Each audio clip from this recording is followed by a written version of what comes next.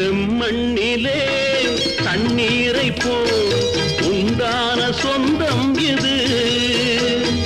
சிந்தாமணி ஜோதியை போல் ஒன்றான பந்தம் இது.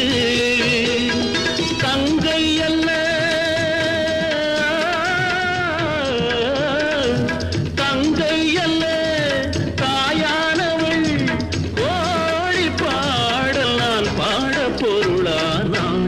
ஒரு தங்க ரதத்தில் பொன் மஞ்சள் நிலவு. ஒரு தங்க ரதத்தில் பொன் மஞ்சள் நிலவு.